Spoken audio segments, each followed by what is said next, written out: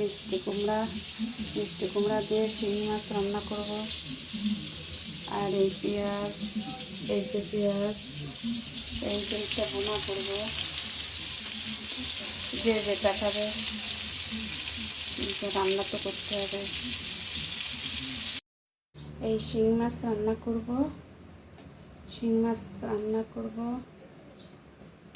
এই মিষ্টি কুমড়া দিয়ে। মিষ্টি কুমড়া এখনো কাটা হয়নি, এই যে আছে। মিষ্টি কুমড়া দিয়ে শিঙি মাছ রান্না করব। বেশি রান্না করলে কেউ খেতে চায় না, এর জন্য অল্প রান্না করব। আর এটা হচ্ছে সামুদ্রিক মাছ।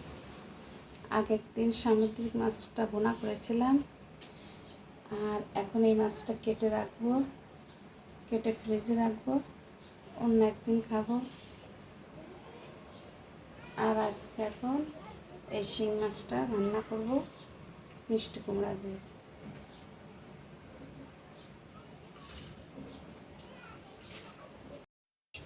পেঁয়াজ, তেল দিয়ে দেবো।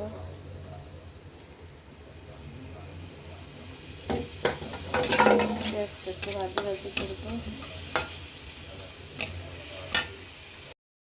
পেঁয়াজটা একটু ভাজি করে নিলাম।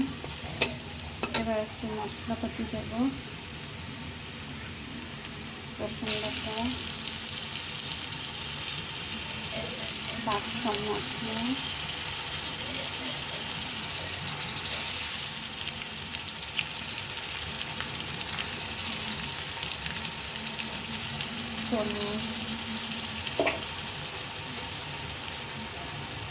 রান্না করতে গেলে যে মশলা লাগে প্রত্যেকদিন সেই রকম মশলা দিচ্ছি, এই মশলাটা দিতেই হবে।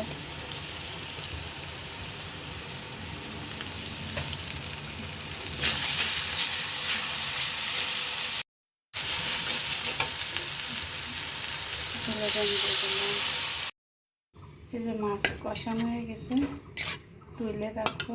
এখন মিষ্টি কুমড়া দিয়ে দেবো। মিষ্টি কুমড়া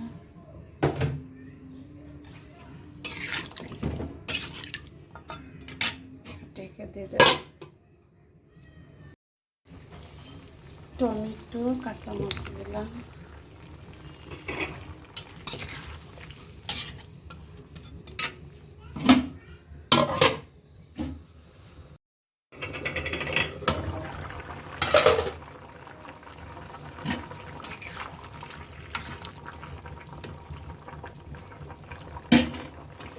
মাছ দিয়ে দেবো,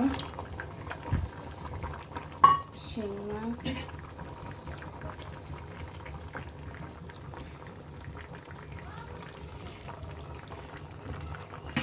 মিষ্টি কুমড়া দিয়ে শিঙি মাছ খুব টেস্ট লাগবে, খুব ভালো লাগবে। এবার ঢেকে রাখলে হয়ে যাবে।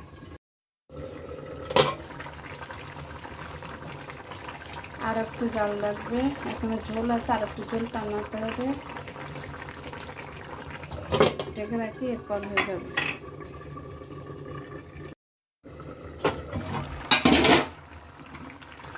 তরকারিটা হয়ে গেছে, একটু ঝোল থাকবে, কারণ চুলাটা বন্ধ করার পরে কড়াইটা চুলার পরে রাখলে ঝোলটা কিছুটা টেনে যাবে। এই জন্য হালকা একটু ঝোল রাখবো, ওটা পরে টেনে যাবে। চুলা বন্ধ করে দিলাম। মিষ্টি কুমড়া দিয়ে শিঙি মাছের তরকারি কেমন হয়েছে জানি না,